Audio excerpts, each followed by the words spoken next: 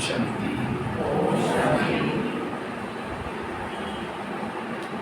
विशेष आज डिमांड मिली है योग के बारे में।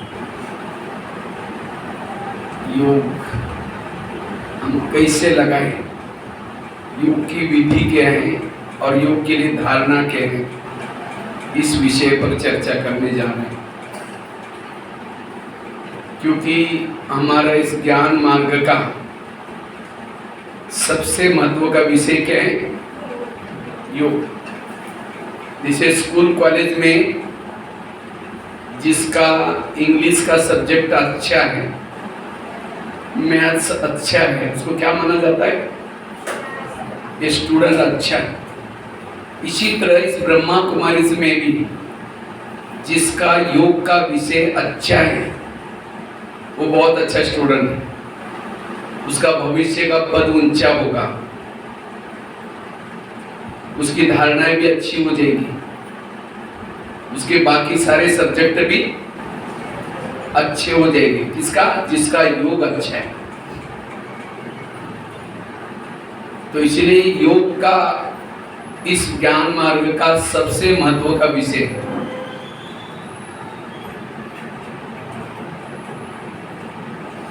क्योंकि योग के द्वारा बाकी तीनों सब्जेक्ट ऑटोमेटिकली क्या हो जाएंगे? अच्छे हो जाएंगे। जिसका योग का सब्जेक्ट अच्छा है, उसका ज्ञान का सब्जेक्ट भी अच्छा होगा, उसका धारणा का सब्जेक्ट भी अच्छा हो जाएगा, और जिसका सेवा का सब्जेक्ट भी अच्छा हो जाएगा। क्योंकि जो योग करता है उसको अनुभव होता है, चाहे शांति का अनुभव, सुख का अनुभव, और जो अनुभव के द्वारा जो ज्ञान सुनाता है वो रियली ज्ञान है, असली ज्ञान है। ज्ञान दो प्रकार का है। एक है किसी के क्लास को सुनना और उसको पॉइंट को इकट्ठा करके किसी को सुनाना, और दूसरा ज्ञान है खुद जो किए हैं वो जाकर के किसी को सुनाना।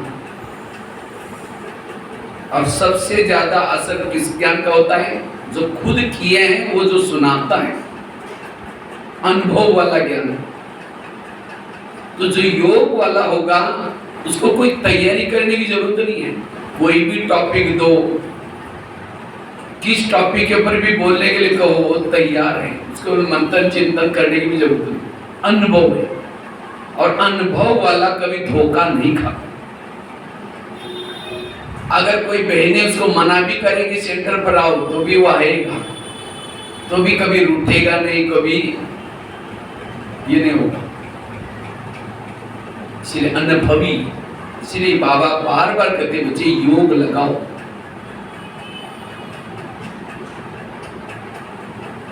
और जिसका योग का सब्जेक्ट अच्छा है, उसकी धारणाएं भी अच्छी, सेवा तो उसकी परछाई है।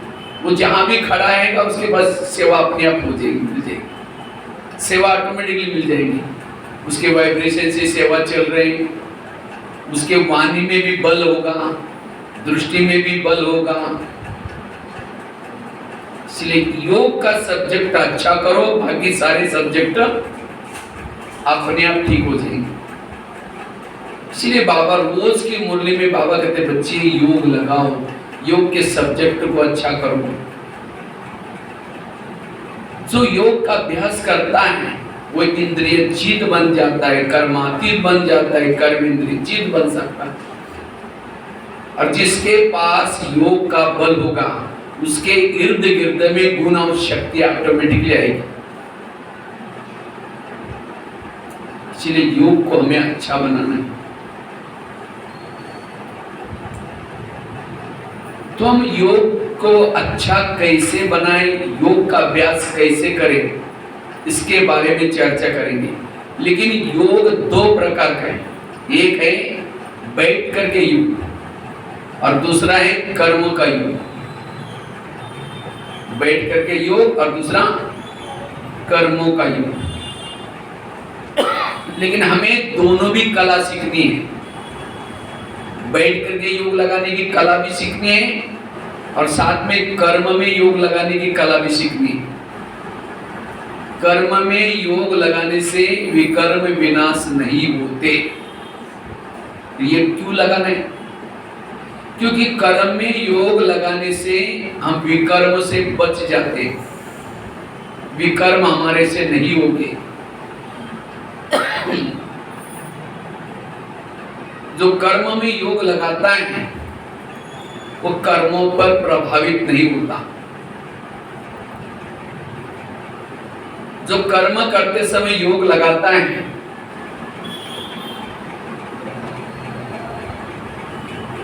कर्मों में जो भी देखता है, जो सुनता है, उसका असर बैठ करके योग के समय नहीं पड़ेगा।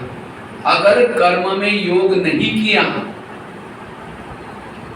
कर्म कॉन्शियस बन करके कर्म किए हैं, तो सारा दिन जो देखा है, सुना है, बैठ करके योग के समय वही बातें उसको याद आएगी, उसका बैठक योग अच्छा नहीं होगा। इसलिए हमें कर्म योग क्यों करना है? क्योंकि कर्म योग करने से उसका बैठ करके योग अच्छा होगा।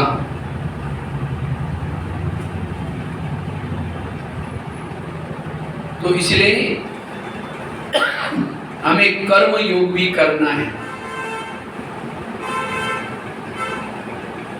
तो हम दोनों के ऊपर भी चर्चा करेंगे। हम सबसे पहले देखेंगे, और जिसका बैठक योग अच्छा है, बैठ करके योग करता है, उसका कर्म में ऑटोमेटिकली योग लगेगा।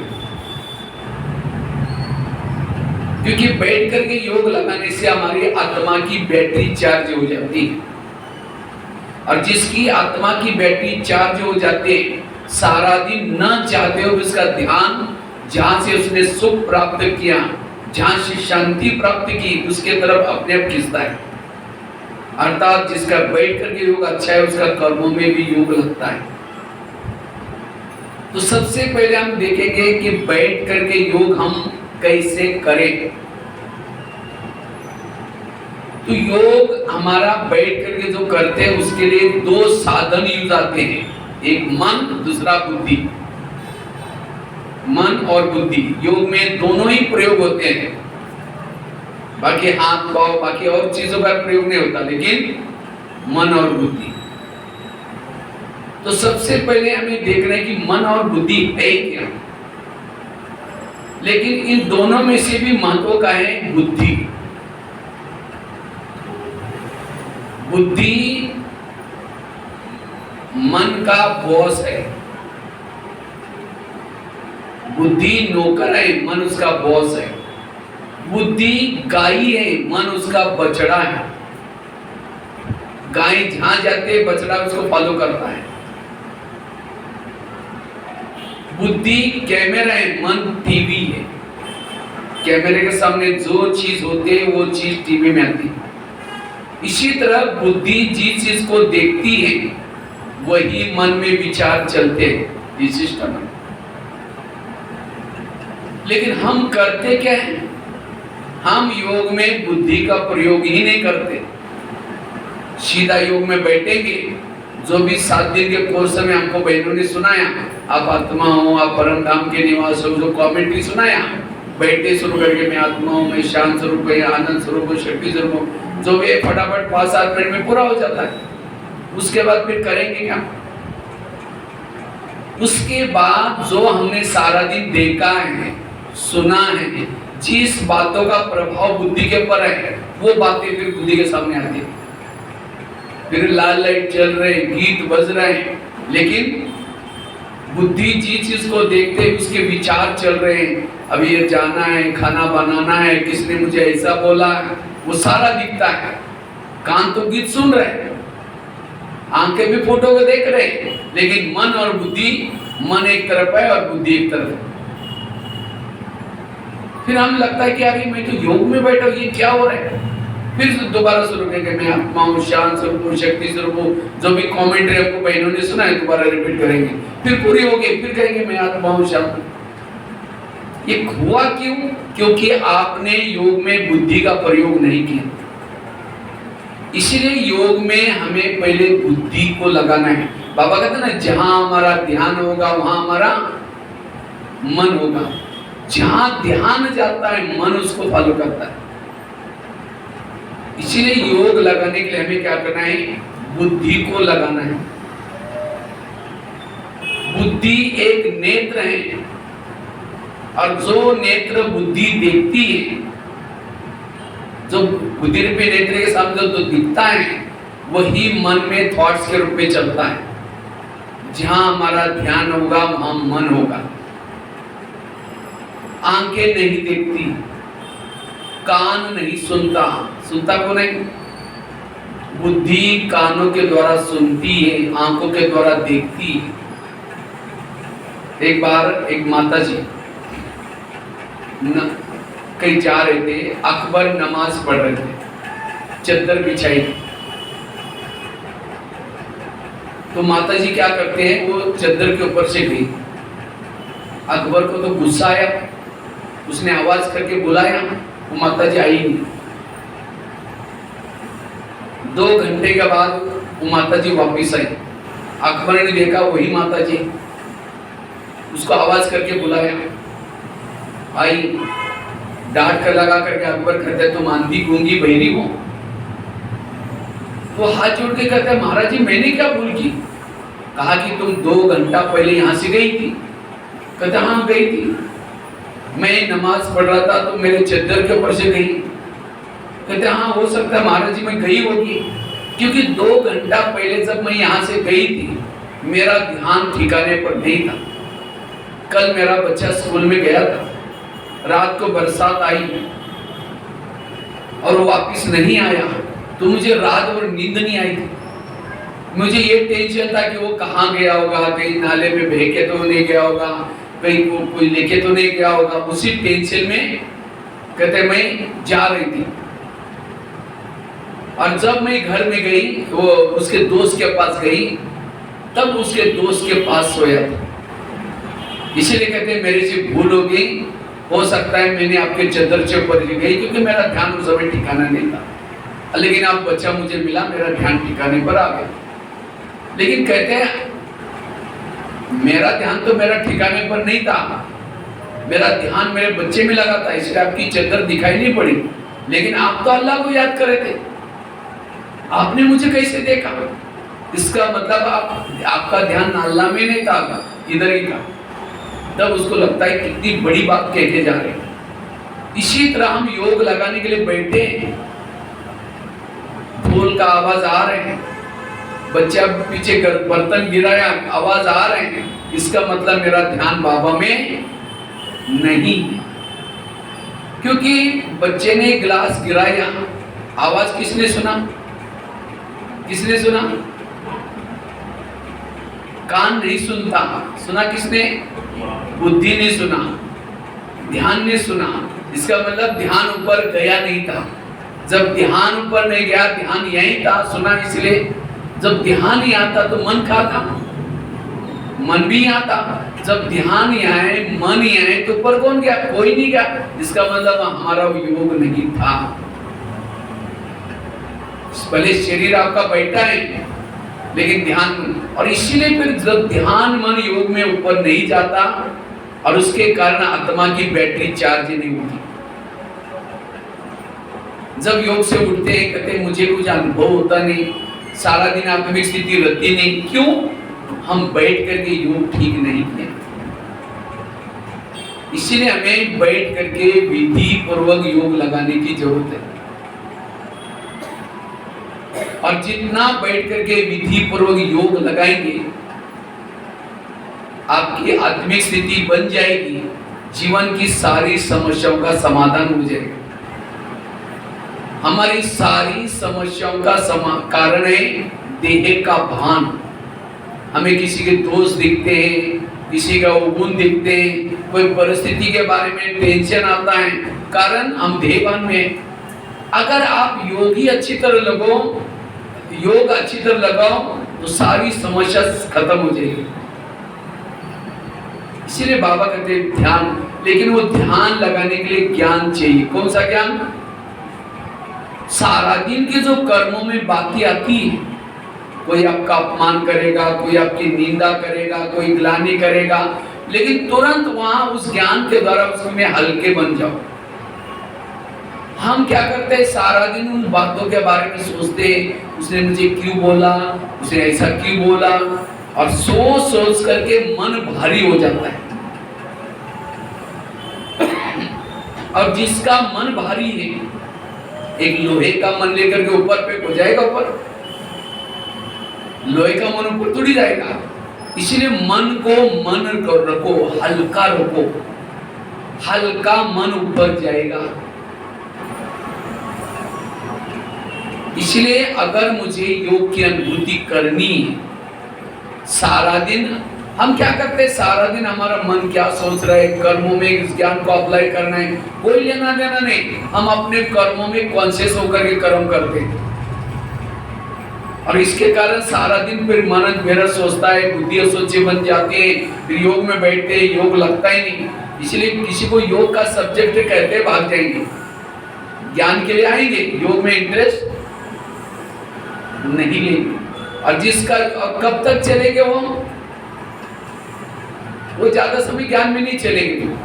कोई ज्यादा समस्या आते फिर कहेंगे बाबा मदद नहीं कर रहा है, छोड़ दो, फिर आना ही बंद कर दो। इसलिए योग को छोड़ो नहीं, योग में इंटरेस्ट लो। और सच्चा अगर परमात्मा के सुख का अनुभव करना है, वो है योग में अनुभव।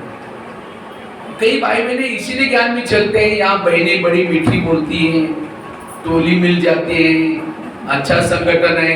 अब कई तो किसी को देखते हैं, पड़ोस में रोज ब्रह्मा कुमारी में जाते हैं, सबसे वो ब्रह्मा कुमारी में गए, उसका बेटा नौकरी में लग गया है, उसके घर के सामने एक गाड़ी आई है, मतलब वहां कुछ ना कुछ जरूर मिलता है, चलो हम भी चलते हैं। कई तो ऐसे भी आते ज्ञान में, वो योग से ज्ञान और कोई लेना देना नहीं, दूसरों को दे। ऐसी आत्माएं ज्यादा समय टिक नहीं सकती।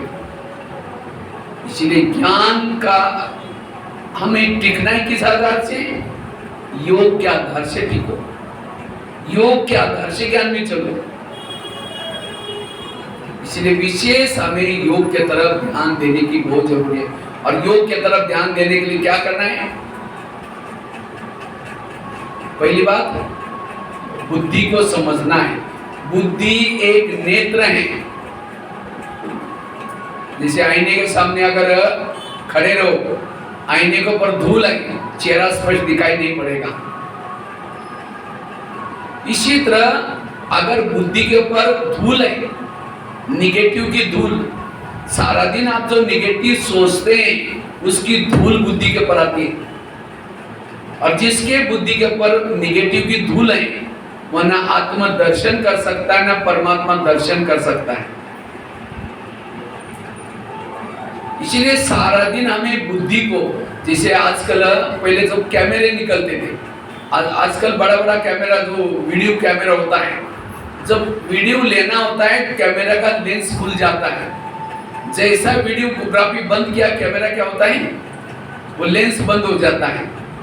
लेंस की जितनी फ्रीक्वेंसी ज्यादा, उतना उसके क्लियर पिक्चर्स आते हैं, मेगापिक्सल जिसको कहते हैं। इसी तरह जिसके बुद्धि का मेगापिक्सल अच्छा है, उतना वो परम धाम का दूर का चित्र देख सकता है, परम धाम के बाबा को यहाँ बैठ करके देख सकता है। इसलिए बुद्धि का मेगापिक्सल बढ़ाने के लिए हमें क्या करना है, बुद्धि को क्लीन और क्लियर रखना है। जितना बुद्धि को क्लीन रखेंगे, क्लियर रखेंगे, व्यर्थों रूपी धूल से बचाएंगे, उतना आप में योग में बहुत अच्छा अनुभव कर सकेंगे। इसीलिए बुद्धि की संभाल रखो। ये वास्तव में जो मुरली हम सुनते हैं, ये मुरली क्यों सुनते हैं, सारा दिन अपने मन और बुद्धि की बचाव करने के लिए, सेफ रखने के लिए। हम ज्ञान तो सुन लेते हैं, लेकिन सारा दिन उसकी मन बुद्धि के बचाव नहीं करते। मन बुद्धि के ऊपर कई व्यर्थों के नेगेटिव के आघात हो जाते हैं। जब योग में बैठेंगे अनुभव नहीं होगा। इसलिए ज्ञान को सारा दिन हमें अप्लाई करने की जरूरत है।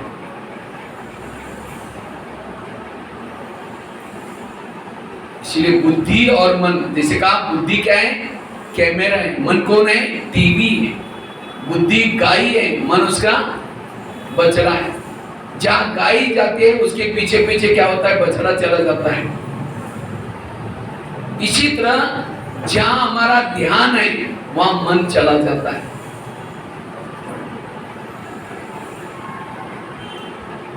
जहां हमारा जैसे कैमरा जिस चित्र के ऊपर लगा हुआ है वही चित्र किस में आता है, टीवी में आता है। तो इसी तरह बुद्धि जिस चीज को देखती है वही मन में थॉट चलते हैं। हम योग में बैठ करके बुद्धि को सेटिंग नहीं करते, सीधा मन को विचार देना शुरू करते हैं, मैं आत्मा हूं, शांत स्वरूप हूं, शक्ति स्वरूप हूं। और फिर बुद्धि को आप समझो किसी को कुछ बाजार से लेना होता है, किसी को किस सारा दिन का कोई कारोबार होता है, उसी प्रेशर से वो यहाँ करके बैठता है और फिर मन को विचार देंगे, मैं आत्मा हूं, शांत स्वरूप, विचार देना बंद करेंगे। जो बुद्धि है, जहां बुद्धि के ऊपर प्रभाव है जिस बात का, वो थॉट्स आना शुरू हो जाते हैं। फिर हम कहते हैं इसीलिए योग में युद्ध चलता है।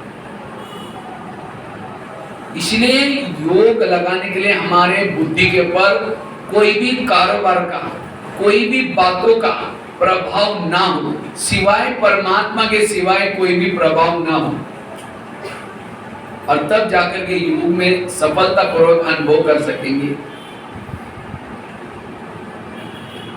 तो योग की विधि क्या है, एक सिंपल सा एग्जांपल आपको देता हूं। या योग में बुद्धि कैसी देखती है, आंखें नहीं देखती, कौन देखते हैं, बुद्धि। जैसे अभी इसी समय कहा कि इसी समय मधुबन में ओम शांति भवन के सामने आप खड़े, सभी ने देखा तो है ना ओम शांति भवन। ओम शांति भवन के सामने आप खड़े, दो साइड पर दो योगी के गुंबज है, बीच में घड़ी है, व्हाइट कलर का कलर किया हुआ है ओम शांति भवन को, बैकग्राउंड में एक पहाड़ी भी है। तो ओम शांति भवन के बीच के गेट से आप ऊपर जा रहे हैं, ओम शांति भवन के अंदर जाते का चित्र है, मतलब स्वर्ग का मॉडल रखा हुआ है। उस मॉडल को आप देख रहे हैं, उसको देख करके आप अंदर ओम शांति भवन के अंदर प्रवेश किया। बीच में बाबा का एक बड़ा सा फोटो है, साइड पर सर्व आत्माओं का पिता का चित्र है, इस साइड पर, दूसरे साइड पर स्वर्ग का चित्र है, रास लीला वाला। अब ओम, और पीछे घड़ी है, जो सतयुग, त्रेता, द्वापर, कलयुग, 4 युगों का अलग अलग कलर में घड़ी बने हैं। सृष्टि चक्र को घड़ी के रूप में बनाया। अब ओम शांति भवन को देख करके आप नीचे पांडवन के गेट के अंदर आए। जैसे गेट में प्रवेश किया, एक गोले वाला चित्र है, कृष्ण ने गोला हाथ में लिया है, सृष्टि चक्र का गोला, और नरक को लात मारा हुआ है, वो चित्र है। उसको देख करके आप पीस, जो बाबा का स्तंभ है, शांति स्तंभ के पास गए। शांति स्तंभ मार्बल का बना हुआ है, बहुत पीस साइलेंस है, वहां लिखा है पवित्र स्तंभ, ज्ञान स्तंभ, शक्ति स्तंभ। उसको आप 2 चक्कर लगा करके आप बाबा के झोपड़ी की तरफ जा रहे हैं। झोपड़ी की तरफ जाते ही बाबा का एक झूला देखा है, वहां झूला बाबा बैठते थे, झूले पर वो रखा हुआ है। अब 2 मिनट में बैठ करके फिर उसके बाद बाबा की झोपड़ी में जाते हैं। जैसे झोपड़ी में गए, बाबा का एक खत लिखता हुआ फोटो है, और साथ में एक गदीला रखा हुआ है सामने, जिसके ऊपर बैठ करके बाबा पत्र लिखते थे। वहां से आप बाबा का जो रूम है, जहां ट्रांसलेट लगा हुआ है, जहां बाबा का भोग भी लगता है, जहां बाबा निवास करते थे, जहां एक खटिया भी बाबा की, जिसमें बाबा रहते थे, तो वहां आप जाते हैं। नीला सा ट्रांसलेट है, वहां की भी बहुत अच्छी साइलेंस की अनुभूति है। 2 मिनट के लिए आप वहां पहुंचे। वहां से आप पीस पार्क में गए। पीस पार्क ओम का बना हुआ है, सीमेंट का।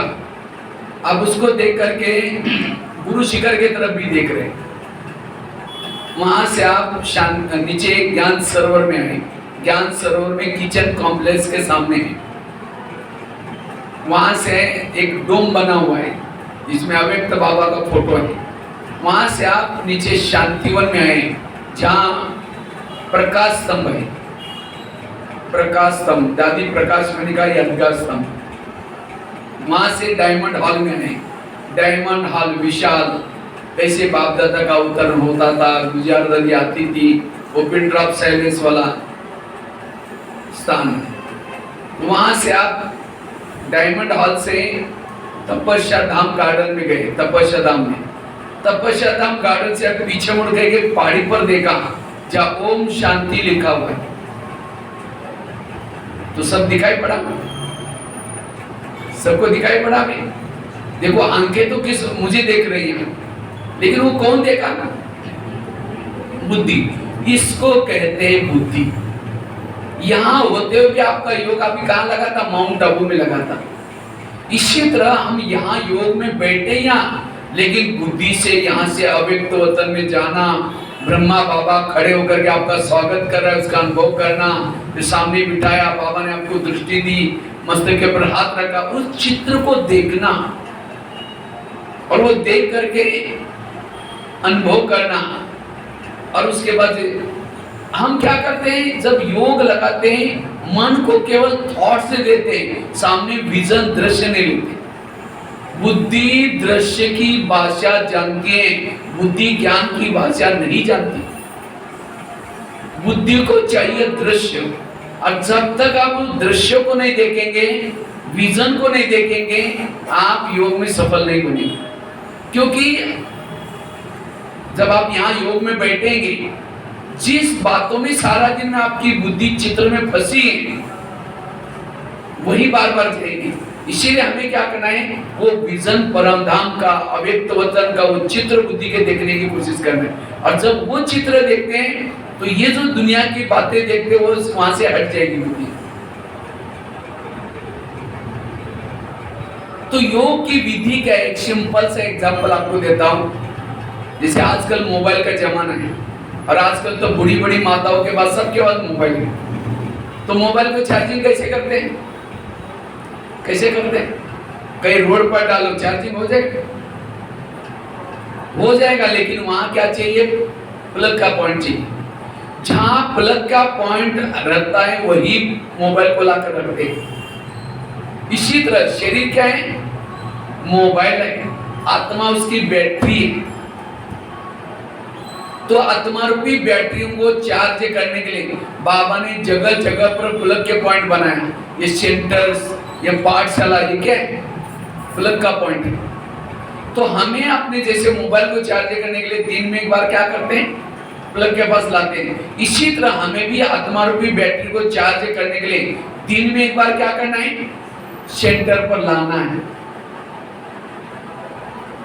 अच्छा समझो, मोबाइल को लाकर के प्लग के पास लाकर रख दिया, रात भर रखा, लेकिन उसकी तारे प्लग में डाली नहीं, चार्ज होगा? इसी तरह हमने भी शरीर को लाकर के क्लास में पटका दिया, लेकिन मन बुद्धि की तार नीचे भटक रहे हैं, किसी वस्तु की तरफ, व्यक्ति की तरफ, कोई क्या बोला, यहाँ तो बैठे हैं, तो क्या चार्ज होंगे? केवल सेंटर पर आना इतना पर्याप्त नहीं है। यहाँ आने के बाद भी आपका ध्यान और मन कहाँ लगाना है? ऊपर बाबा के पास। अच्छा एक तार डाली, दूसरी बार है, तो बैटरी चार्ज होगी मोबाइल की। इसी तरह हमने मन को लगाया, बुद्धि नहीं लगाई, तो भी आत्मा की बैटरी चार्ज नहीं होगी। दोनों भी तारे डालनी पड़ती है। अच्छा दोनों तारे लगाई, लेकिन बाजू का बटन रात भर बंद था। तो एक बार ऐसे में कहीं सेवा में गया था और देरी से आया, सो गया, थक गया था। जैसा सो गया, कुछ समय के बाद याद आ गई मेरा तो मोबाइल डाउन है। नींद में उठ गया, मोबाइल को लगा, फिर सो गया। सवेरे उठा, देखा तो मोबाइल कुछ भी चार्ज नहीं हुआ, उसका स्विच ऑफ था। इसी तरह हम भी योग में बैठेंगे, लेकिन स्मृति का स्विच ऑफ है, कुछ सोचा ही नहीं, ढक के बैठेंगे, चार्ज नहीं होगा। जितनी स्मृति गहरी, उतना योग गहरा। आज स्लोगन था, क्या स्लोगन था? अपने प्राप्तियों को याद करो, प्राप्तियों को सामने रखो। तो इसी तरह हमें भी क्या करना है, योग में बैठ करके स्मृति का स्विच चालू करो, प्राप्तियों को याद करो, बाबा के उपकारों को याद करो, सम्मानों को याद करो, क्या से क्या बन रहे वो याद करो। और जितने स्विच चालू करेंगे उतना लगन की अगन निर्माण होगी। सामने बाबा है, वो कौन है, इसने मुझे क्या दिया, मुझे क्या से क्या बनाया, भविष्य में हम क्या बनने जा रहे हैं। जितना इसकी स्मृति करेंगे उतना लगन बढ़ेगी, उतना प्यार बढ़ेगा और उसी में चार्जिंग होगा। हम तो कुछ नहीं, तो देखते कि भाई अब 7 से 7:30 हो गए, बैठ गए, फिर घड़ी में बार बार देखे और 15 मिनट बैठना है। कोई प्यार नहीं, कोई स्नेह नहीं है, कोई लगन नहीं है, टाइम पास हो रहा। उस योग में फिर वो स्थिति नहीं होगी। इसीलिए स्मृति का स्विच चालू करो। बाबा के कुछ उपकार है हमारे ऊपर, है उपकार। अगर कोई एक भी उपकारों को याद करो, आंखों से आंसू बहेंगे।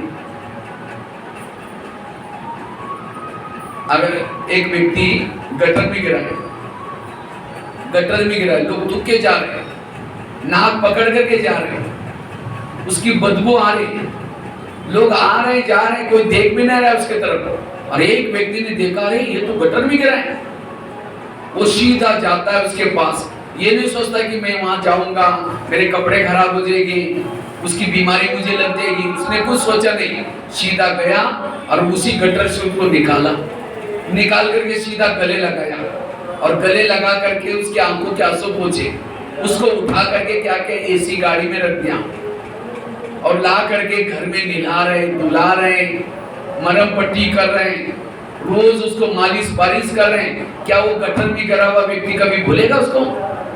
कहेगा मैं कभी नहीं भूलूंगा, इसने मेरी नया जान दिया, मुझे नया जीवन दिया।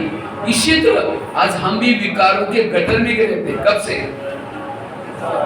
63 जन्मों से गिरे थे। कितने माँ बाप मिले, कितने भाई बहने मिले, किसी ने उठाया? उठाने के तो छोड़ो, और ये लात मार के गिराया, हमने शादी की, तुमको करनी पड़ेगी, नहीं तो हमको लोग क्या बोलेंगे। जबरदस्ती लात मार के गिरा दिया, नहीं चाहते थे।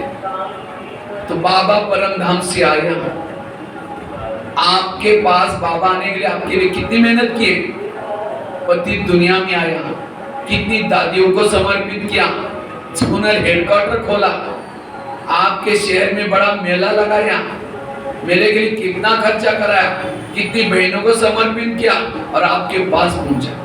ये है भगवान का हमारे प्रति प्यार।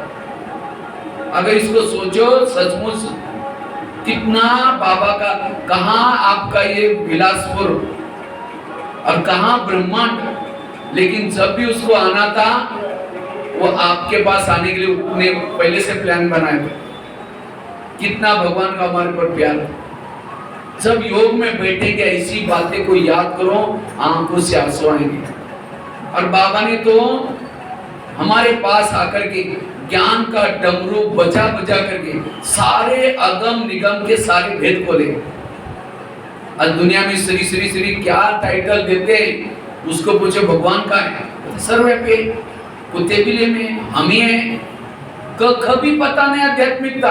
और कितना बड़ा टाइटल, क्या बड़ा ये होता है इनका। लेकिन आजकल यहाँ भोली भोली माता भी उसको पूछेंगे परमात्मा कौन है, कहता वो शिव बाबा। वो कहाँ रहता है? परमधाम में रहता है। वो कब आता है? संगमी में आता है। अभी कौन सा? सारा ज्ञान बाबा ने ज्ञान का डमरू बजा बजा करके सारे भेद खोले, जिसके लिए शास्त्रों में ग्रंथों में कितना लोग ढूंढ रहे थे। कितना बड़ा उपकार है उसका। जब योग में बैठेंगे ऐसे उपकार को याद करो, प्राप्तियों को याद करो। अगर कोई बच्चा आईआईटी में नौकरी में लगता है, जब आईआईटी की नौकरी लगता है तो मम्मी क्या करते हैं? मम्मी पापा लड्डू पेड़ा बांटना शुरू करते हैं। क्यों? मेरे बेटे को आईआईटी में जॉब लगा हुआ है, आईआईटी में पढ़ने के लिए एडमिशन मिला है, जॉब नहीं लगा, एडमिशन मिला है। लेकिन आप लोगों को कहाँ एडमिशन मिला? प्रिंस प्रिंसेस के कॉलेज में। कहाँ मिला है? और मुझे लगता है प्रिंस प्रिंसेस का कॉलेज दुनिया में कहीं भी नहीं है। अगर ये कोई व्यक्ति का होता, एक दिन की फी आप दे भी नहीं पाते थे, इतनी बड़ी उसकी फी होती।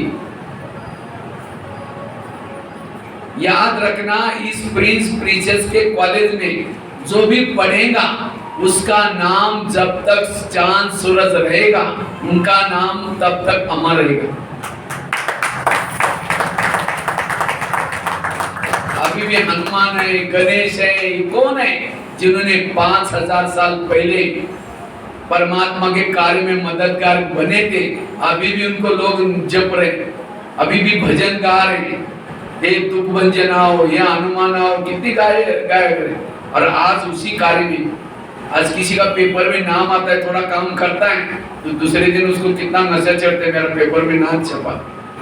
दूसरे दिन पेपर देखो तो गटर में पड़ा है। लेकिन यहाँ आने वालों का नाम शास्त्रों में, ग्रंथों में लिखा जाएगा और लोग नहा धो करके पवित्र रह करके पढ़ेंगे। इसलिए बाबा कहते बच्चे ये किसका उपकार है? बाबा का उपकार है हमारे ऊपर। जिसे भारत को स्वतंत्र बनाने के लिए जिन्होंने मदद की थी, उनको फ्रीडम फाइटर बने। इसी तरह और वही उन्होंने राज्य किया। भारत स्वतंत्र बनाने के लिए, बनने के बाद क्या किए? वही कोई मंत्री बना, प्रधानमंत्री बना, वही बने ना। इसी तरह जो इस विकार से स्वतंत्र बनाने के लिए जो मददगार बनेंगे, भविष्य के वही राज्य चलाएंगे। इसलिए जब योग में बैठेंगे, ऐसी बातों को याद करो, बाबा ने मेरे पर कितना उपकार किया, क्या से क्या बनाया। इसलिए स्विच चालू करना। अच्छा, स्विच चालू किया, दोनों तारे डाली, लेकिन कभी तार प्लग में डाल रहे, फिर निकाल रहे, डाल रहे, निकाल रहे, तो बैटरी चार्ज होगी। इसी तरह हम भी क्या करते हैं, यहाँ करके बैठेंगे, कभी मन बुद्धि बाबा में लगाएंगे, कभी निकालेंगे। कैसे लगाते हैं? समझो कोई माता योग लगाने के लिए आ रहे, आते समय रास्ते में देखा कि बहुत अच्छा सब्जी वाला जा रहे, फिर सोचेगा वाह कितनी अच्छी सब्जी है, कल आज शाम को इसकी सब्जी बनाएंगे। पहले सोचेंगे जाकर के योग लगाएंगे, जाते समय लेके जाएंगे, फिर यहाँ करके बैठे, लाल लाइट चल रहा है, गीत बज रहा है, शुरू करेंगे मैं आत्मा हूँ, शांत स्वरूप हूँ, शक्ति स्वरूप हूँ। फिर सोचा रहे वो थैली तो लाए नहीं, वो सब्जी कैसे लेके जाए? तार प्लग से निकल गई। फिर कहेंगे ठीक है मैं आत्मा हूँ, शांत स्वरूप हूँ, शक्ति स्वरूप हूँ। फिर सोचेंगे गैस के ऊपर जो दूध रखा था, शायद इस गैस को कम किया था या धीमा किया या बंद किया, धीमा, चलो कोई बुझा देगा। तो गीत सुन रहे हैं, सामने लाल लाइट को भी, चित्र को भी देख रहे हैं, लेकिन बुद्धि किसको देख रहे हैं? चूल्हे को देख रहे हैं, घर का चूल्हा गैस को देख रहे हैं। फिर कहेंगे ठीक है मैं आत्मा हूँ, शांत स्वरूप हूँ, शक्ति स्वरूप हूँ। फिर सोचा अरे घर में तो मेहमान आने वाला था, मैंने सोचा था उसके लिए छोले बनाऊं, चने, लेकिन रात को भिगो ही नहीं, चलो छोड़ो कुछ और बना देंगे। मैं आत्मा हूँ, शांत स्वरूप हूँ, शक्ति स्वरूप हूँ। लाल लाइट की सफेद लाइट हो गई, योग का टाइम पूरा हो गया। सामने वाला बैठने वाला सोचेगा वाह इन्होंने आधा घंटा योग किया, लेकिन इनका योग कहाँ लगा था?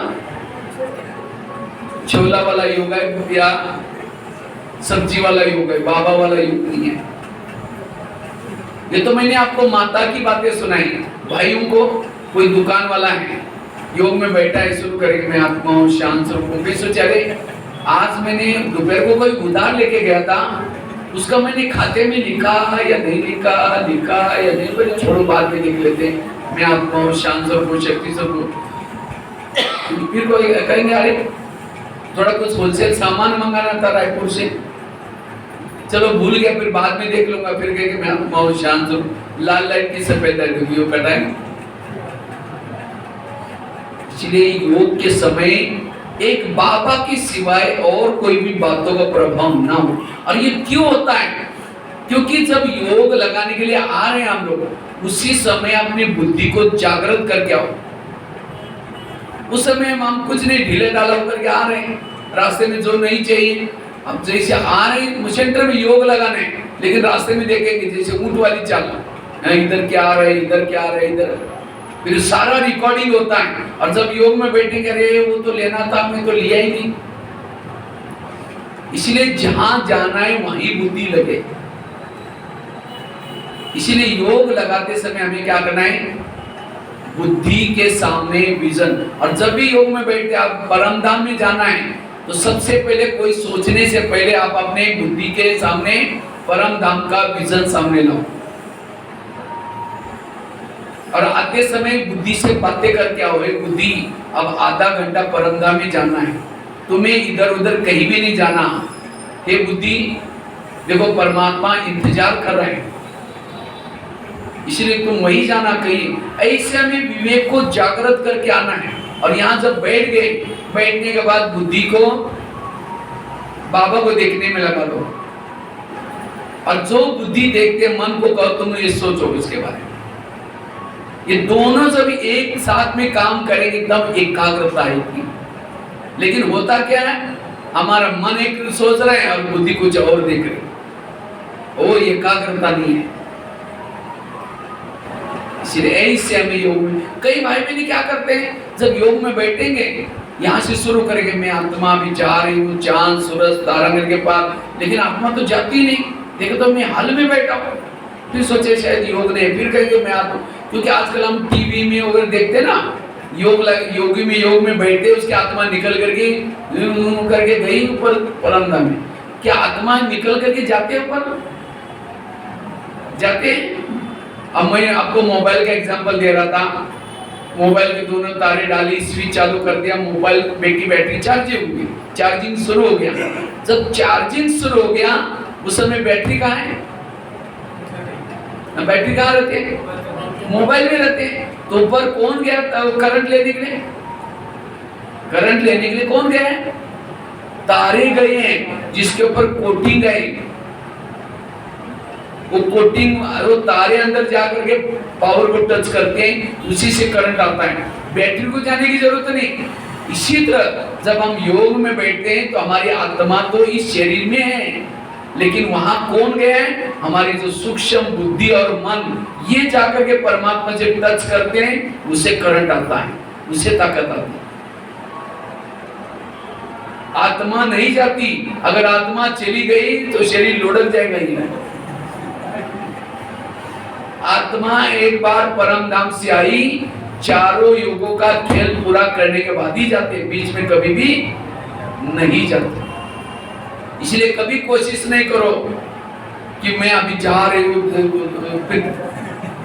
इसलिए बुद्धि से जाओ। जैसे अभी आप मधुबन में गए थे, क्या आत्मा चली गई थी? वहां कौन गया था? बुद्धि गई थी। ये है सहज योग। इसलिए परम धाम के चित्र को, विजन को स्पष्ट देखने की कोशिश करो। परम धाम कैसा होगा, कैसी मेरी आत्मा का स्थान की जगह पर होगा, ये सब उसको क्लियर आपको स्पष्ट चाहिए नॉलेज उसका। और जिसको परम धाम के बारे में, अव्यक्त वतन के बारे में स्पष्ट नॉलेज है, उतना वो परम धाम में टिक सकता है। और परम धाम में जाने की जल्दी कोशिश नहीं करना। समझो आपको 5 घंटे का योग का टाइम है, तो 5 घंटे में आप 3 बंटवारा करो। 15 मिनट आत्मिक स्थिति का अभ्यास, दूसरे 15 मिनट अव्यक्त वतन, और तीसरा 15 मिनट में परम धाम। लेकिन हम क्या करते हैं, सीधा बैठेंगे, मैं आत्मा हूँ, शाम सर्व शक्ति से अभी जा रही, चांद सूरज तारंगे के बाद, तारंगे के बाद से सीधा परम धाम। जितना जल्दी जाएंगे वापस भी फिर कुछ काम करके आएंगे, फिर याद आएगा कि योग में काम नहीं कर रहा हूँ, योग में बैठा, फिर कहेंगे मैं आत्मा हूँ, शांत हूँ, फिर चढ़ गए, फिर उतर गए, चढ़ गए, 10 बार चढ़ गए, उतर गए, और ही थक गए। योग में और ही थक जाते हैं। इसलिए ज्यादा बार बार चढ़ो उतरो नहीं। कोई घर में मेहमान आया, उसको कोई यहाँ बैठो, नहीं उठो यहाँ बैठो, नहीं उठो यहाँ बैठो, नहीं उठो यहाँ बैठो, वो कहेगा मुझे कहीं भी नहीं बैठना, मैं जा रहा हूँ। इसी तरह योग में बैठेंगे, कहीं मैं आत्मा हूँ, अनुभव नहीं किया था शक्ति स्वरूप, नहीं वहां शांत स्वरूप, वहां मन कहेगा मुझे कहीं भी नहीं, मैं जा रहा हूँ। इसलिए ये योग में कोई ना कोई एक स्थिति की अनुभव में बैठो, उसको चेयर पर बिठाओ, उसी की कमेंट्री करो, उसी का अनुभव करो। बार बार मैं आत्मा हूँ, शांत हो, ये नहीं करना है। तो ऐसे हमें क्या करना है, योग में अगर ये मोबाइल का एग्जाम्पल भी याद रखेंगे, योग क्या है वो पूरा स्पष्ट हो जाएगा। इसलिए मन और बुद्धि की संभाल, और हमारा रोज का अपने दिनचर्या में 4 घंटे का योग चाहिए। कितना चाहिए? आप कहेंगे भाई जी 4 घंटा हम कैसे करें? निकल सकता है 3 घंटा, 4 घंटा मैक्सिमम। वर्तमान समय जो माया का प्रकोप है, माया का जो पावर है, उस पावर से भी ऊंचा उठने के लिए 3-4 घंटा बैठ करके योग चाहिए, और वो भी विधि पर हो। तो एक बार ओम शांति वन में अव्यक्त बाबा आए थे। बाबा ने सभा को पूछा, इसमें से 4 घंटा योग कौन कौन करता? हाथ खड़ा करो।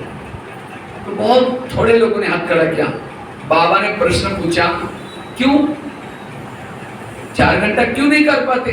तो सभा से आवाज आया, बाबा हम बिजी रहते। फिर बाबा क्या बोलते हैं? बाबा कहते हैं मैंने किसी का ड्रामा ऐसा बनाया नहीं जो बिजी रहे। अगर बिजी रहते तो फालतू बातों में बिजी रहते हो, क्योंकि जिसने ड्रामा बनाया उसको पता है कि भाई 4 घंटा योग कर सकते हैं। इसलिए अपनी दिनचर्या का टाइम निकालो। तो 4-3 घंटे का कैसे टाइम निकाला मैं आपको बताता हूँ। आज से आप योग के पर इंटरेस्ट लो। जिसका योग का इंटरेस्ट नहीं है उसका पद ऊंचा नहीं होगा, और आत्मा की प्यास ज्ञान से नहीं बुझती, कोई चीजों से नहीं बुझती है योग से। और जब आत्मा की प्यास बुझेगी तब आत्मा संतुष्ट रहेगी।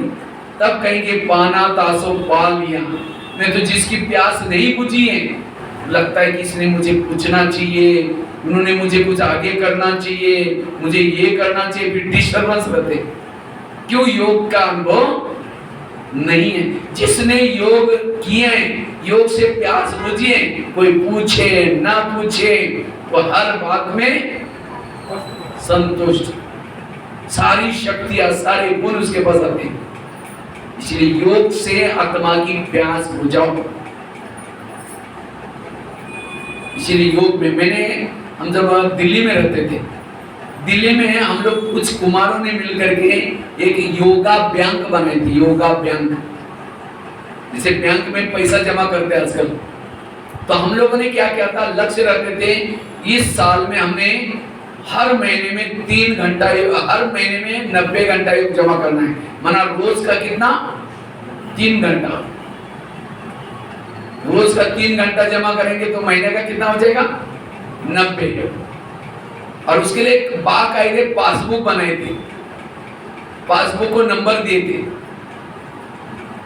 और बैंक का एक मैनेजर भी बनाया था, और उसके अंदर घंटे लिखे थे रोज के। आज तारीख है 4 से 5, 5 से 6, 6 से 7, 7 से 8। हर घंटे में कितना जमा किया? 15 मिनट से ज्यादा। कर्मों का योग गिनते नहीं करते थे।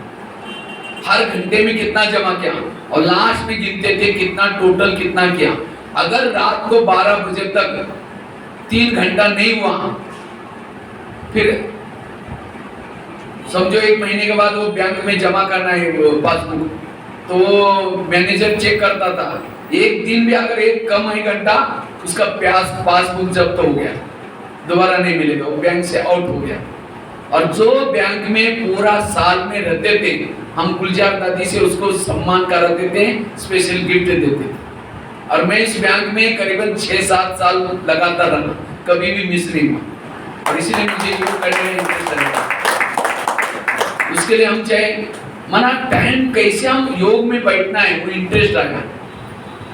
और तब से लेकर के मैंने योग में बहुत अच्छा इंटरेस्ट लेता हूँ। जब मैं शुरू में आया था ज्ञान में, तो बताया था कि कल की कहानी सुनाई थी। जब मैं शुरू में आया था तो ज्ञान में आने के बाद मैंने ज्यादा से ज्यादा योग का सब्जेक्ट को अच्छा किया। बहनें कभी कहते थे बेचारा सत्युग में आएगा नहीं आएगा पता नहीं, किसी से बात भी नहीं करता। मैं कुछ नहीं, हमने योग को परफेक्ट किया। पहले जब भी टाइम मिलता था योग तपस्या करते थे, जब भी टाइम मिलता था योग करते थे। और योग से अब मैं 2 शब्द भी किसी को नहीं बोल सकता था। किसी को कोई ज्ञान सुना, मैं बोला मेरे से नहीं होगा, तो योग में ठीक है। मेरे को कई एक बार हमारे यहाँ मेला रखा था, तो मेले में कुछ सबको ड्यूटी दे रहे थे भी किसको क्या करना है। तो बहनों ने मेरे को कहा ये कुछ नहीं करता, इसको बाबा कमरे में बिठा दो, ये योगी करता है। हमने कहा ठीक है, मैं उसमें बैठूं। तो मैं बाबा कमरे में बैठा, खूब योग तपस्या से सकाश दिया। लेकिन अब देखा कि आज इतना सारा स्कूलों में, क्योंकि हमने योग का सब्जेक्ट में जो अनुभव किया, वो अनुभव के आज कितना सेवा पीछे, लिखने की सेवा, वाणी सेवा, हर प्रकार की सेवा, क्योंकि योग से ज्ञान का सब्जेक्ट अच्छा हुआ। मेरे को कई भाई बहन पूछते हैं आप स्कूल में क्या सुनाते हैं, क्या विचार सागर मंत्र है? हमने कहा हम कुछ सुनाते हैं, हम जो करते वही सुनाते, जो जीवन में लाइफ में का वही सुनाते। इसलिए योग का सब्जेक्ट अच्छा है, ज्ञान का सब्जेक्ट भी अच्छा होगा। योग का सब्जेक्ट अच्छा है, धारणा का सब्जेक्ट भी अच्छा होगा। योग का सब्जेक्ट अच्छा है, सेवा का सब्जेक्ट भी अच्छा होगा। इसलिए योग के पर तो हमें 4 घंटा योग कैसे टाइम निकाले? तो एक तो सबसे पहले अमृत वेला का 1 घंटा, 4 से लेकर के 4:45, 4:45 से 4:45, 1 घंटा सबको निकालना है। उस समय सारे फ्री रहते हैं, अमृत वेला 1 घंटा। उसके बाद क्लास के पहले, कल भी बताया था, क्लास के पहले आधा घंटा सबको योग करना ही है। लेकिन आजकल में सभी तरह पूरा इंडिया में कई जगह जा, आजकल क्लास में भाई बहन ढीले होते जा रहे हैं। सीधा 7 बजे आएंगे, मुरली सुन के चले जाएंगे। मैं तो पता नहीं, गुजरात में एक जगह पर गया था, वहाँ लगभग 200 भाई बहन क्लास में आते, 200। तो वहाँ का 6 से 6:30 योग चलता है, 6:30 से 7:30, 7:15 तक मुरली पूरी हो जाती है। तो जब मैं गया था, तो मैं जैसा गया 6 बजे, पूरा क्लास फुल भरी थी।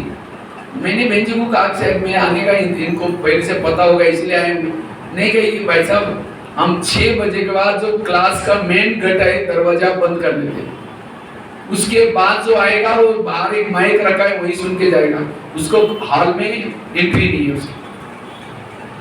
कितना अच्छा सिस्टम है, क्योंकि इतना बड़ा प्रिंसेस का कॉलेज है, उसके लिए कुछ नियम संयम चाहिए। लेकिन हमारा कोई नियम नहीं। अब कई तो क्या करते, मैं देखता हूँ कई लास्ट में आए हैं, लास्ट में आया बहादुरी का काम करके आकर के सामने बैठे हैं, सबका ध्यान। दादी को तो बिल्कुल अच्छा नहीं लगता। दादी जब कोई क्लास सुनाती थी, कोई अगर इधर उधर भी देखता था, दादी को अच्छा नहीं लगता। इसीलिए क्लास के पहले हर एक को योग, क्योंकि सेंटर का वायुमंडल बनता है संगठन के योग से। और संगठन का योग हमें कब मिलता है? केवल क्लास के पहले। क्लास के पहले संगठन का योग मिलता है। लकड़ियां जल रही, गीली लकड़ी डालो, वो भी क्या हो जाएगी? जलना शुरू हो जाएगी। इसी तरह आपका योग नहीं लगता, संगठन में आकर के बैठ जाओ, आपका भी योग लगना शुरू हो जाएगा। इसलिए मैं हर एक को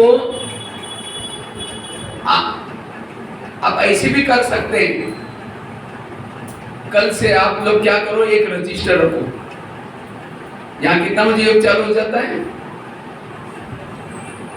6:30। एक बाहर रजिस्टर रखना, जो 6:30 बजे आता है, वहाँ कोई एक बहन को, वो अपने मर्जी से भी कोई नहीं लिखे, वहाँ कोई बैठ करके जो 6:30 बजे आता है, वो 6:30 से पहले जो आता है वो फर्स्ट नंबर में, उसके बाद 6:45 तक आता है सेकंड नंबर में, और 7 बजे से पहले जो आता है वो थर्ड नंबर में, उसके बाद जो आता है उसकी कोई गिनती नहीं। और पूरा 1 साल तक जो फर्स्ट सेकंड थर्ड आता है उसका विशेष सम्मान करके उसे विशेष कोई प्राइज दे सकते हैं। ये भी कर सकते हैं। हमने देखा गुलजार दादी ये करती थी दिल्ली पांडवों में।